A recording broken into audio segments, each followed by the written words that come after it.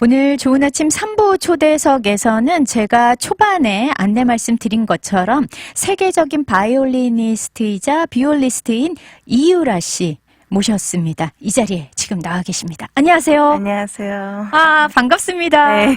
반갑다는 말로는 좀 표현이 덜 된 것 같아요. 영광이다. 뭐 아, 이런 생각이 드는데, 자, 이유라 씨는 어떤 분이신지 본인 소개를 간단하게 저희 청취자분들께 좀 해주실 수 있을까요?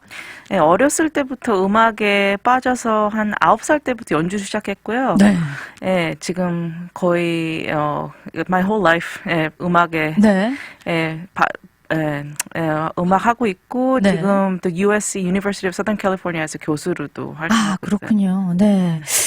9살 때부터 음악에 빠졌다라는 표현을 지금 쓰셨어요. 그러니까 전 인생을 통틀어서 음악과 함께한 삶이다라고 하셨는데, 그렇다면은 음악에 빠진 그 동기가 도대체 뭘까요?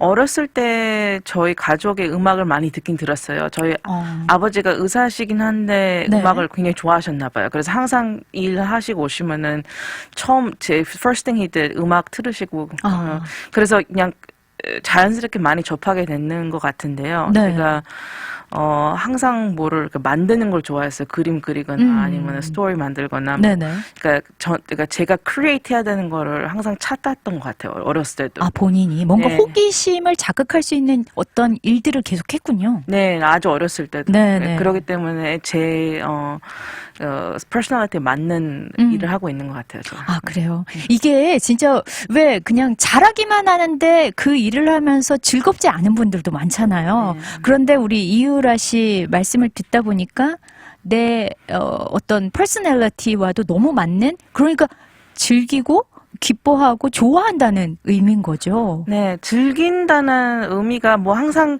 해피하다는 거하고는 조금 그럴 수는 없겠죠. 라이프이기 맞아요. 때문에. 근데 이제 자기가 하는 일에서 항상 그 의미를 찾을 수 있으면은 그게 그래도 네네. 행복한 삶인 것 같아요. 맞아요. 의미 있는 삶을 살고 있는 것 같다. 자, 그런데 사실 한국에서 나고 좀 9살 때까지는 잘하신 거잖아요. 그죠? 거기서 생활하다가 이제 제가 사실은 이력을 다 읊기도 어려울 만큼 너무 대단하신데 9살에 줄리어드 음악원의 예비 학생이 됐다라고 했거든요. 어떤 뭐 콩쿠르를 나가게 되셨던 건가요? 어떻게 해서 발탁이 된 건가요?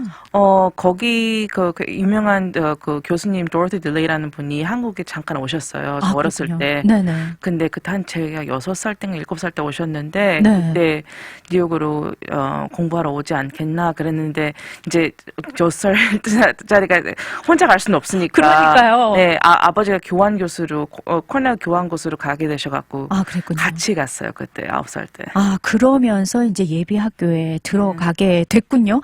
보니까 이유라 씨 그 이름 앞에 최초, 최연소 뭐 이런 말이 굉장히 많이 수식어가 붙어 있더라고요.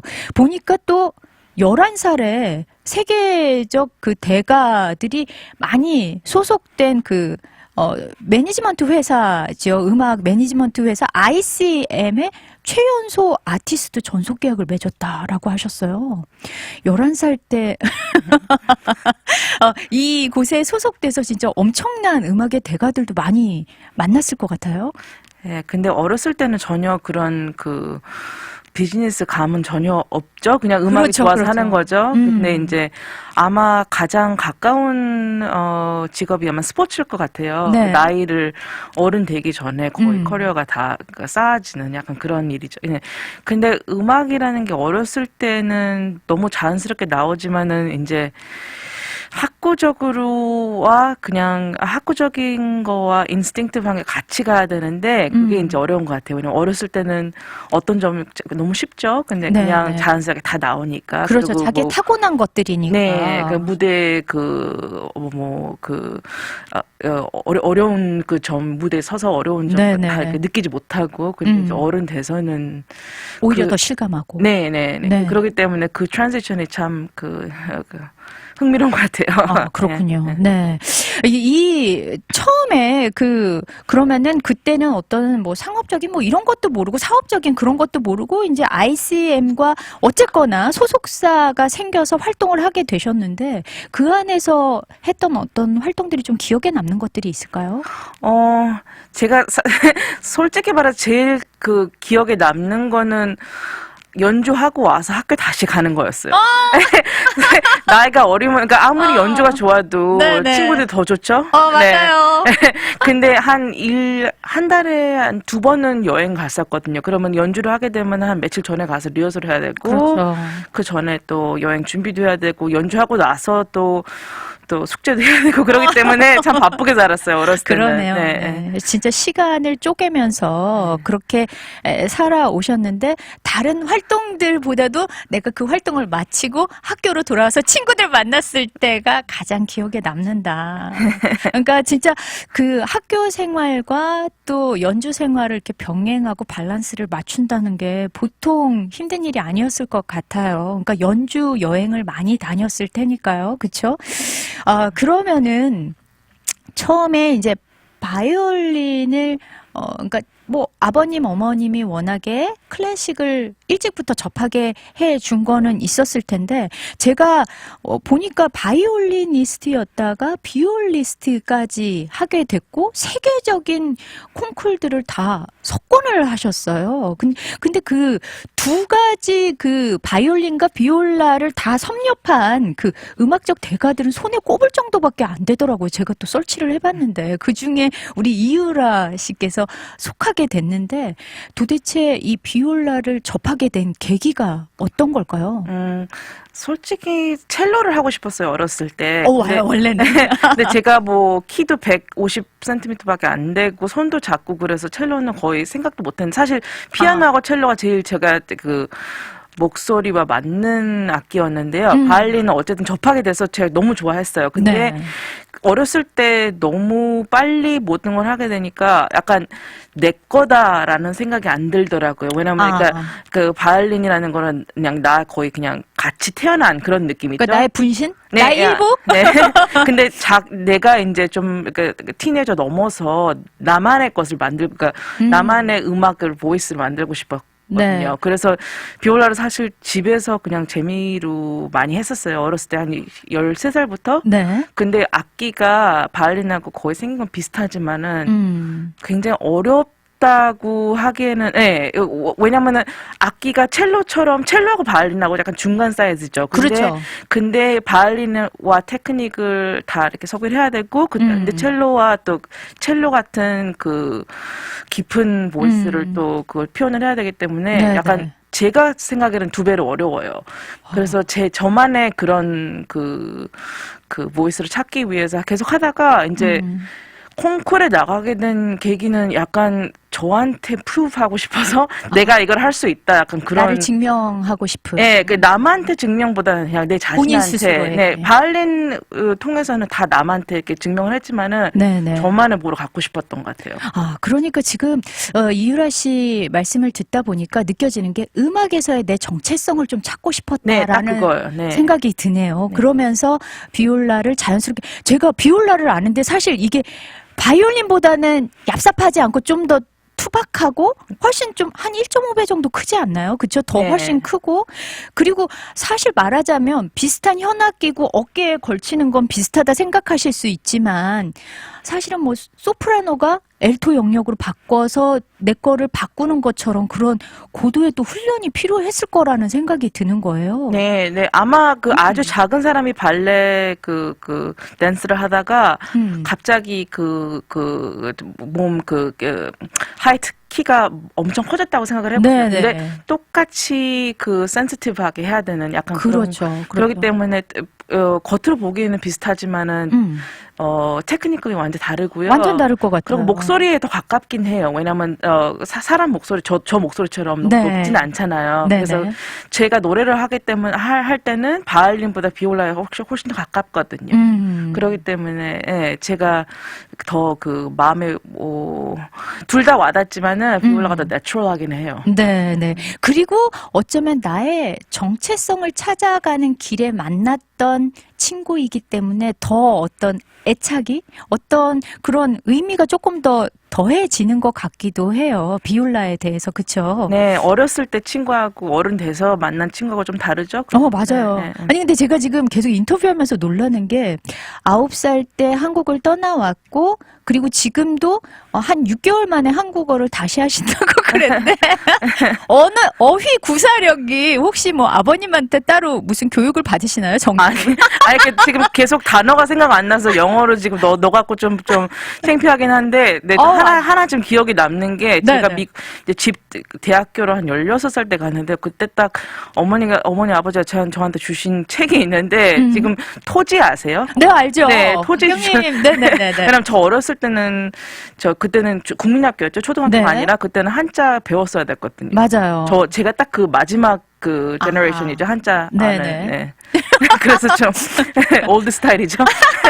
아니 근데 어휘 선택하시는 게 절대 뭐 이렇게 낯설거나 그렇지 않고 억양도 굉장히 또렷하게 잘 살려서 있는 것 같아요. 감사합니다. 네네.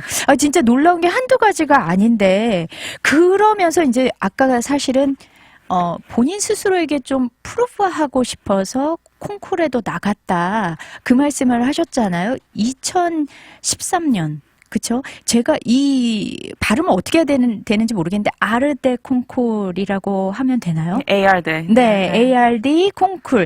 이 콩쿠르이 세계에서 가장 큰 경연 대회이고 특별히 또 비올라나 뭐 이런 계통에서는 1등을 좀 안 주는, 그러니까 2등이 우승자가 되는 뭐 이런 게 굉장히 강한, 굉장히 인색한 대회라고 알고 있는데 여기에서 비올라 부문에서 당당하게 1등을 하셨단 말이죠. 네, 음악의 고향은 약간 독일이라고 할 수도 있겠죠. 바하, 그렇죠. 모차르트 다 독일에서 왔기 때문에.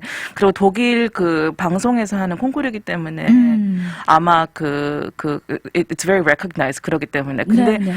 비올라는 지금 50 몇 년 만에 1등이 2번 나왔죠. 왜냐면 네. 이상하게 1등을 안 주더라고요. 그러니까 자기 마음에 안 들면 아예 그냥 안 주나 봐요, 주리가. 그러니까 자존심인 것 같아요. 그러니까 뭐 우승자는 있지만 1등을 할 만큼은 아니야라고 이렇게 본인의 그런 것들을 이렇게 만들어 나가는 대회인 것 같은데 거기서 1등을 했을 때 어떤 감정이셨어요? 약간 목적 위에서 갈 때가 가장 행복하죠. 그래서 1등을 하고 나니까 1등 했네. 약간 허무함? 근데 네네. 이제 그 시간을 지나서 생각을 해보면 굉장히 저한테 it's a sense of pride.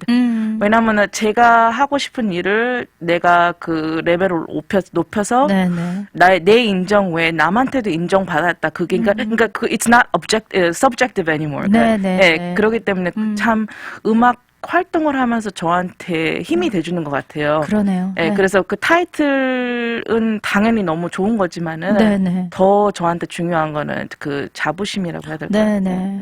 본인의 자부심, 자존감들이 확 올라간 어떤 계기가 됐던 그런 콩쿠르였던 것 같아요. 얘기를 듣다 보니까 시간이 또 많이 흘렀는데 저희 잠깐 쉬어가는 시간 갖고요. 계속해서 이야기 나눠보도록 하겠습니다. 자, 오늘 그 세계적인 아티스트이죠. 바이올린과 비올라로 전 세계를 집어삼킨 대단한 아티스트를 모시고 이유라 씨를 모시고 이야기를 나눠보고 있는데요. 사실은 이제 천부적으로 태어난 신동이다. 그리고 천재다. 뭐 이런 얘기들을 너무 많이 들었을 것 같은데 타고난 재능도 재능이지만 사실은 그 보이지 않는 피땀 눈물이 너무나 많잖아요. 연습을 어디까지 해봤다. 이게 결코 쉽게 그냥 얻어지는 게 아니다라는 거를 좀 알려주셨으면 좋겠어요. 연습 양만 그게 중요하다면은 사실 뭐 신동이든 아니든 다 일을 할 수 있겠죠. 근데 이제 어려운 게 자기 삶하고 음악하고 같이 가야 되는데 어렸을 때 연주를 많이 하게 되면은 약간 삶을 안 사는 그러니까 동떨어진 그러니까 무대에서만 사는 삶이잖아요. 그렇기 때문에 어렸을 때 많이 일을 한 사람은 약간 더 growing up 하는 그 시기가 더 필요한 것 같았어요. 그래서 저도 약간 그게 길었죠. 네, 왜냐면 제가 티네이저 때는 그렇게 막 리벨하고 해야 될 때 연주를 했기 때문에 약간 그런 게 약간 늦게 왔죠. 그러니까 음악에선 신동이지만은 약간 라이프에서는 그 반대? 그러니까 약간, 어눌하기까지 한, 어떻게 보면, 약간 현실 감각 없이, 너무 순진하기만 해, 너무 착하기만 해, 세상을 너무 몰라, 약간 이렇게 될 수도 있겠네요. 네, 그러니까 어떤 면에서 모르지만 어떤 면에서 너무 잘 알고 그러기 때문에 그 밸런스를 맞춰야지 음악 오랫동안 할 수 있는 것 같아요. 그러네요. 네. 실제로 뭐 이런저런 소식들을 많이 듣지만, 성공한 어떤 천재가 실제 삶에서는 어이없게 너무 큰 상처를 당해서 더 이상 연주를 못하게 되기도 하고 뭐 이런 일들이 왕왕 있잖아요. 네. 그러니까 그 사이에서의 밸런스를 잘 맞추는, 그러니까 내가 여기 세상 삶에서의 그 발전, 성장도 같이 있어야만 된다는 거. 그러니까 천부적인 어떤 재능이나 노력, 시간 이런 거가 중요하지만 그것보다 더 중요한 게 함께 밸런스를 맞추는 게 더 중요하다. 네, 뭐 일은 기본이겠죠. 네, 그러네요. 그런 네. 그 플러스는. 네. 자, 그리고 이제 주로 활동을 이제 미국과 유럽에서 주로 왔다 갔다 하셨잖아요. 그러면서 이제 또 USC 음대 교수도 하고 계시단 말이죠. 이 밸런스는 또 어떻게 맞추시는 건가요? 제가 자라면서 너무 좋은 선생님들을 많이 운이 좋게 만났어요. 네. 어렸을 때 한국에서도 그렇고 아마 수수키 선생님도 너무 지금 제 생각하면 너무 좋은 선생님이요. 4살 때 수수키 메서드 선생님 없었으면 지금 바이올린 안 했었어요. 너무 재밌게 가르쳐 주시고 네네. 제가 이제 마지막 대학 선생님들까지 I've been so lucky. 그렇기 네. 때문에 이제 많이 받았으면 또 많이 줘야 되겠죠. 네. 왜냐면은 그 다음 제너레이션 또 다음 세대를 위해서. 네. 그렇기 때문에 제가 이제 선생님을 하면서 제가 더 사실을 많이 배우고 있어요. 그래요. 그러면서 약간 속 터졌던 선생님들의 마음도 좀 이해를 하게. 네. 근데 저 처음 가르치기 시작했을 때 다 선생님들한테 이메일해서 죄송하다고 이메일 주라서 제가 I've been such a bad student. 근데 선생님 말이 저를 이렇게 they didn't say no. They just said, oh, I know. 맞아요. 절대 노라 그러면 네. 안 하시죠. 근데 어쨌거나 가르치면서 내 재능을 또 다음 세대에게 전달하고 그러면서 또 나를 가르치셨던 그 훌륭한 선생님들의 마음도 이해를 하게 되고 그러면서 더 큰 어른으로 또 성장을 하고 있는 것 같아요. 자, 이제 이제 우리가 사실은 여기 달라스에 오신 이유가 있잖아요. 이렇게 대단한 음악가가 어떻게 달라스에 왔지? 무슨 일로 왔지? 궁금해하시는 청취자분들이 계실 것 같아요. 무슨 일로 오셨나요? 네, 사실 리허설하고 연주하러 토요일 날 네. 챔버 뮤직 연주를 하기 위해서 왔는데요. 네. Unfortunately 코로나 때문에 오픈 연주가 아니라 virtual 연주긴 하지만 너무 안타까워요. 근데 챔버 뮤직이라는 음악이라는 게 떨어져서 할 수 없는 거기 때문에 맞아요. 그러기 때문에 저희가 같이 와서 같이 연주를 하게 됐어요. 네, 챔버 뮤직 인터내셔널 이제 이 팀이 음악 단체잖아요. 그래서 이제 함께 오셔서 이번 주 토요일입니다. 4월 10일 토요일 7시 30분에 공연이 있어요. 아주 훌륭한 그 음악가들과 함께 이제 또 협연도 하시고 뭐 독주도 하시나요? 네, 독주도 거의 3분의 1로 그렇게 독주 3분의 1, 협연 3분의 1, 챔버 3분의 1 그렇게 하고 있어요. 네. 그렇다면은 이제 사실은 우리가 클래식 하면 많은 분들이 알고 있지만 여전히 어려운 영역이란 말이죠. 네. 우리 청중들에게 그러면은 어떤 관점에서 요 좀 음악회를 보시면 좀 더 즐거울 수 있겠다라고 좀 팁을 주실 수 있을까요? 너무 그러니까 클래식 약간 어렵게 생각하시는 분들이 너무 학구적으로 생각하셔서 그럴 수 있을 것 같아요. 맞아요. 클래식이니까. 네. 근데 맛있는 음식 먹을 때 저희가 학구적으로 생각하지 않잖아요. 그냥 느끼잖아요. 네, 맞아요. 본능으로 느끼잖아요. 그러는 것처럼 음악도 팝이든 클래식이든 네. 하트 마음을 열어서 네네. 그냥 즐기는 그게 제일 목적이죠. 저는 이제 음악가로서는 저는 이렇게 즐거움을 주는 게 목적이고 네. 어리언스 입장에서는 그걸 받아 받아서 네네. 예, 라이프가 조금 더 좋아질 그 모먼트가 그 뷰티 음악으로서 더 뷰티풀해질 수 있으면 그게 목적이겠죠. 아, 그렇군요. 그러니까 즐겨라. 클래식이고 뭐고 그런 거를 너무 생각하지 마라. 학구적으로 돌아오지 마라. 그냥 오픈 마인드에서 그냥 즐겨라. 네. 그게 포인트이고요. 그렇다면 우리 이유라 씨는 그 음악적 영감을 어디에서 받나요? 작곡가들이 다 그 자기 라이프에서 음악 영감을 받아서 곡을 써서 제가 이제 하는 거잖아요. 그렇죠. 바이올리스트로. 네. 그러는 것처럼 제 영감도 사실 그냥 라이프에서 오는 것 같아요. 그러니까 음악은 그거의 표현이기 때문에 사실 음악 영감이 디렉트리 음악에서 오는 것보다는 제가 그냥 살면서 느낀 것들이 약간 아티스틱하게 체인지가 돼서 나오는 것 같아요. 네. 그러니까 내 삶에서 우러나온 것들이 트랜스퍼 되는 거고요. 네. 그죠? 변화돼서 음악적인 영감으로 발전이 되는 거다. 근데 진짜 어떻게 보면 음악을 지금 말씀을 하시듯이 내 삶에서 가장 영향을 많이 받는다라고 했는데, 그러면은 어릴 때에 내가 하던 음악과 지금 성인이 된 내가 하는 음악에 다른 점이 있을까요? 다른 점이, 그러니까 같은 사람이 하지만은 약간 나무를 처음 심었을 때, 하고 나무가 자라서 그 나무를 보는 그런 느낌이라고 해야 될까요? 똑같으면서 다른 그런 거 있죠. 네, 맞아요. 근데 그게 어떻게 더, healthy하게 표현이 되는, 더 뿌리가 더 깊은? 튼튼해지고 또 풍성해지고 진짜요. 그 나무에 비유하는 삶이 딱 맞는 것 같아요. 그죠? 그 음악이. 그러면은 지금 가족들과 오랜 시간 떨어져 계시잖아요. 부모님과 가족 간의 그 가족애를 계속해서 유지를 하는 어떤 이유라 씨만의 어떤 방법이 있을까요? 요즘은 다 인터넷 덕분에 그러니까 떨어져 있으면서도 가까이 있는 그 느낌 찾기가 쉽죠. 그렇지만 이제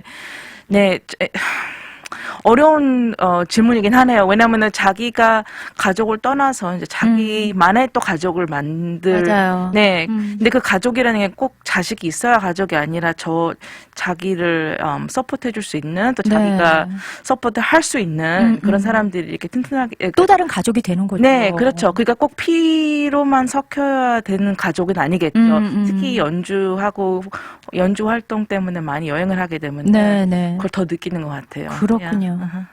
그러면은 그 연주 활동을 사실은 전 세계를 다니시면서 하잖아요. 나만의 어떤 컨디션 조절법이 있을까요? 굉장히 심플한 것 같아요. 잠. 네, 그러니까 저 어렸을 때는 너무 연주 끝나면 파티하고 그다음에 또 아침에 일찍 일어나서 근데 진짜 건강은 심플한 것 같아요. 네네. 밥 잘 먹고 잠 잘 자면은 거의 그냥 해결되는 거죠. 네. 운동 잘하고. 그러니까 it's really simple. It doesn't cost anything. 그건 그래요. 근데 그 심플한 거를 유지하는 게 사실은 굉장히 어렵잖아요. 이게 정신력과의 싸움도 좀 있을 것 같고, 이렇게 저도 이렇게 많은 음악가 분들, 예술하시는 분들을 만나본 건 아니지만 어떤 길에서 정상을 밟고 계신 분들을 보면 그것을 유지하기 위해 많은 것들이 또 희생되어야 된다라고 하더라고요. 이유라 씨의 삶에서 내가 음악가의 길을 가기 때문에 희생되었던 것이 있을까요? 내추럴하게 그냥 자연스럽게 자라서 학교 가고 또 뭐 대학교 졸업하고 나서 결혼하고 그런 거는 저하고 너무 그런 삶이긴 하죠. 네네. 제가 그렇게 그냥 정상이라고 하기엔 좀 이상하죠. 근데 normally 그냥 자라온 분들 보면은 약간 안전감이라고 해야 될까요? 그 월드에 대해서. 근데 그거는 참 저는 그러니까 옆에서 이렇게 느낄 수는 있지만은 네. empathize 할 수는 없는 것 같아요. 맞아요. 약간 그래서 약간 그러니까 쳐다보기만 해야 되고 그 삶이 내 삶이 되지는 못하니까. 네. 그래서 참 재밌는 것 같다. 그렇지만은 제 삶하고는 너무 거리가 멀게 느껴지긴 또 해요. 다른 종류의 삶인 네, 거예요. 네. 아, 그래요. 맞아요. 그러니까 대부분의 사람들이 누리는 일반적이다 얘기하는 그 삶은 살 수 없지만 이제 그런 것들을 감수하고서라도 나만의 길을 가야 하는 이유가 분명히 있는 거니까 그러면은 사실 이유라 씨처럼 나도 그런 음악가, 그런 바이올리니스트, 비올리스트 이런 게 되고 싶다 하는 많은 후학들이 그러니까 그 어린 학생들이 있잖아요. 이 학생들에게 좀 이렇게 해주고 싶은 말은 어떤 게 있을까요? 제 생각에는 음악은 그러니까 음악가가 될 수 없다는 생각이 그러니까 if you can't be not a musician 그러니까 음악을 꼭 인생보다 자기 라이프보다 더 중요하게 생각할 수 있는 사람만이 음악가 될 수 있는 것 같아요. 왜냐하면은 금방 말씀하신 것처럼 희생해야 되는 게 너무 많기 때문에 근데 저게 세상에서 자기한테 주는 거는 희생하고 거의 it may not be the same level 그럴 수가 있어요. 네. 뭐 돈 비즈니스 그런 거하고는 거리가 먼 다른. 일이기 때문에 네. 준 것만큼 못할 수도 있는 거죠. 못하는 게 대부분이에요. 네. 그렇기 때문에 진짜 음악이 좋아서 해야지 다른 거 목적으로. 네. 근데 음악하고 같이 살 수 없으면은 내 인생에 미닝이 없다. 그런 분들만 해서 살아남을 수 있을 것 같아요. 그러니까 음악이 내 삶 자체다. 난 이거 아니면 진짜 죽을 것 같다. 네. 이것만이 내 길이다라고 생각하는 친구들이라면 음악을 계속해도 될 것이다. 라는 얘기를 좀 하시는 것 같아요. 보니까 어떻게 보면 많은 희생도 있지만 그래도 본인의 꿈을 꾼 대로 살아가니까 참 행복하신 분인 것 같다라고 저희 청취자분도 또 이렇게 댓글에도 올려주셨어요. 그러니까 많은 부분이 대중적인 삶도 사실 평범해 보이지만 그 안에서 많은 희생들이 있잖아요. 사실 모두가 다 만족하는 삶을 사는 건 아니지만 그렇게 보면 본인이 가장 열정을 가지고 사랑하는 그것에 몰두할 수 있다는 거는 대단한 진짜 럭키인 것 같아요. 네, 열정이라는 게 참 큰 운이죠. 네. 근데 그게 열정이라는 게 그 삶의 힘이 너무 대주는 것 같아요. 맞아요. 네. 동기부여도 되고요. 네, 그래서 그거를 찾은 분들은 그래서 that's why I feel so lucky because I found my fire. 네, 맞아요. 진짜. 아니, 그리고 이렇게 보니까 여기에 이렇게 예쁜 타투가 있어요. 네. 어떤 의미가 있나요? 어떤 걸 기리고 싶은 것이 있어서. 여행 다닐 때 거기 타투도 사실 아트라고 할 수가 있겠죠. 그래서 네. 여행 다닐 때 거기 그 나라에서 페이머스한 아티스트 많이 찾아서 진짜. 네, 그래서 약간 내 몸에 담고 싶은 literally 네. 그러면서 그 정신까지 그 영혼까지 좀 내 안에 같이 담고 싶은? It's like carrying my own art with me. 그렇군요. 네, 그런 의미에서. 그러니까 이렇게 보면 굉장히 젊은 세대의 아티스트, 뭔가 이렇게 완전 클래식한 느낌은 또 아니에요. 이유라 씨를 직접 이렇게 만나 보니까 굉장히 이렇게 열린 그리고 이렇게 고정화된 클래식 뮤지션 같지 않다라는 생각을 해요. 주변 동료분들은 뭐라 그러세요? 사실 저희가 하는 음악들이 거의 다 200년 전에 100년 200년, 300년까지 가죠. 그때 컴포즈된 음악이긴 하지만은 아트라는 거는 타임레스하죠. 약간 그 시대에 약간 뭐를 크리에이트 해야 되는 그런 느낌은 300년 전이든 지금이든 그거는 that's the same. 그렇기 때문에 뭐 클래식 그 약간 아이디어가 있잖아요. 어떤 클래식 하는 사람이 이렇게 생긴 사람이다. 네네, 정형화되어 있는 게 있어요. 많이 달라진 것 같아요. 네네. 그래서 더 제 생각에는 그 음악의 미닝, 그 학구적인 미닝보다는 음악의 그 필링의 느낌을 더 추구를 하는 것 같아요. 그러게요. 이렇게 딱 외모만 봐서 힙합 소녀 같아요. 그러면은 제가 이제 마지막으로 우리 이유라 씨는 바이올리니스트로 불리는 게 좋은가, 비올리스트로 불리는 게 좋은가, 최종적인 나는 누구로 청중들에게 인식되었으면 좋겠는가. 사실 싶어요. 바이올린하고 비올라는 다 그 도구죠, 툴이죠. 네. 그렇기 때문에 저는 그냥 아티스트로 기억됐으면 좋겠어요. 뭐를 하던 간에 네네. 제가 없었던 거, creating something from nothing.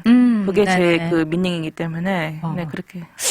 쉽지 않은데 그런 미닝을 그러니까 굉장히 도전적이고 뭐든지 이렇게 보니까 그 의식 속에 내가 뭐든지 처음으로 도전해보고 만들어내고 싶어 하는 마음이 있는 것 같아요. 기본적으로. 그리고 영원한 아티스트로 불렸으면 좋겠다라고 하셨어요. 자, 이번에 처음으로 저희 달라스에 이제 많은 또 청중들과 만나실 텐데 마지막으로 인사 말씀 부탁드릴게요. 네, 지금 어려운 코로나 때문에 어려운 상황이지만 음악에 조금 자기 마음의 안식처라고 해야 될까요? 그래도 되었으면 좋겠어요. 그러니까 많이 즐겨주세요. 네. 자, 오늘 진짜 1시간이 짧을 만큼 세계적인 아티스트 이유라 씨의 공연 소식과 또 이유라 씨의 삶을 돌아보면서 그 삶에 더 큰 지지와 응원을 보낸다라고 이렇게 전해드리고 싶어요. 앞으로의 행보에도 큰 럭과 기쁨이 많이 수반되는 그런 삶이었으면 좋겠습니다. 감사합니다. 감사합니다.